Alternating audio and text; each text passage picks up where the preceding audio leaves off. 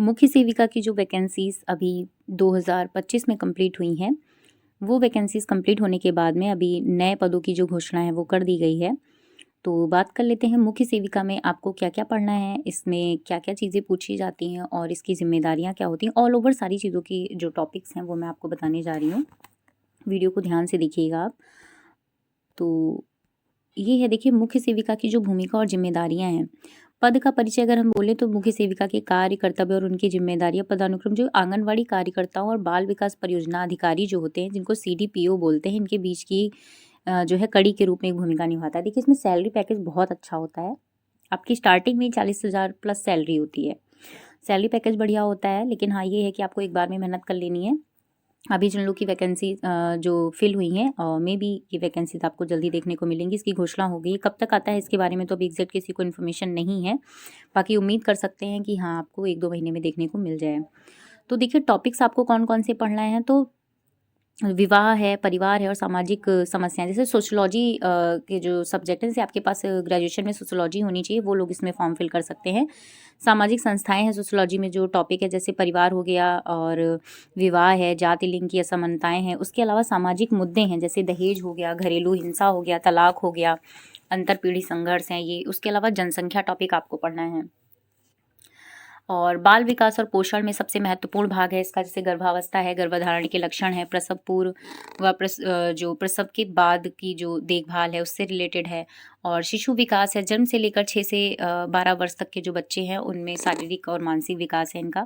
पोषण हो गया, ऊर्जा है, प्रोटीन, वसा, विटामिन, खनिजों की आवश्यकता, ये सारे टॉपिक कुपोषण है, स्तनपान है कि माँ के दूध का महत्व, पूरक आहार, ये इस टॉपिक को आपको पढ़ना है।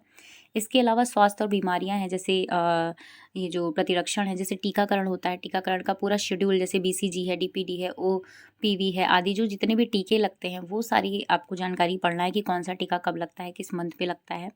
संक्रामक रोगों के बारे में आपको पढ़ना है, बुखार है, दस्त है, खसरा है, काली खांसी है, टिटनेस है, चिकन पॉक्स है, हैज़ा है, आदि सभी लक्षणों के बचाव भी आपको देखने हैं कि कैसे इनसे बचा जा सकता है।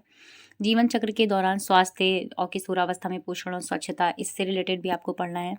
इसके अलावा सरकारी योजनाएं और संस्थाओं के बारे में भी आपको पढ़ना होता है, जैसे आईसीडीएस हो गया, एकीकृत बाल विकास सेवाएं हो गई, उद्देश्य सेवाएं और लाभार्थी। अन्य योजनाएं हैं जैसे प्रधानमंत्री मातृ वंदना योजना है, पोषण अभियान है, मिशन शक्ति है। इसके अलावा महत्वपूर्ण संस्थान भी आपको पढ़ना है, जैसे आपको डब्ल्यूएचओ पढ़ना है, यूनिसेफ पढ़ना है, यूएनएफपीए पढ़ना है, रेड क्रॉस पढ़ना है, Indian council for child welfare पढ़ना है। इसके अलावा गृह विज्ञान के टॉपिक्स आ जाते हैं आपको। होम साइंस भी आपको पढ़ना है। होम साइंस में आपको जो भोजन का संरक्षण है, खाने को सुरक्षित रखने के तरीके, संतुलित आहार हो गया, विभिन्न आयु वर्ग के लिए डाइट चार्ट, ये सभी आपको जो है पढ़ने हैं। तैयारी के लिए अगर मैं आपको बोलूँ तो जो सरकारी योजनाएं हैं जो भी अभी स्टार्टिंग में जो 1-2 साल में होने वाली होती है, लेटेस्ट करंट अफेयर से रिलेटेड, वो भी आपको पढ़नी होती है। इसके अलावा देखिए जब पहली मुख्य सेविका की जो वैकेंसीज आई थी उसी में मैंने अपनी आप प्ले लिस्ट में जाइएगा, आप देखिएगा मैंने उसमें टॉपिक वाइज क्लासेस भी ले रखी है, मैंने कुछ उसमें प्रैक्टिस सेट भी सॉल्व कराए हैं, मे बी आपको उससे हेल्प मिले। बाकी मैं कोशिश करूँगी इस बार आपको टॉपिक वाइज में जो भी सिलेबस है वो मैं कंप्लीट कराऊँ।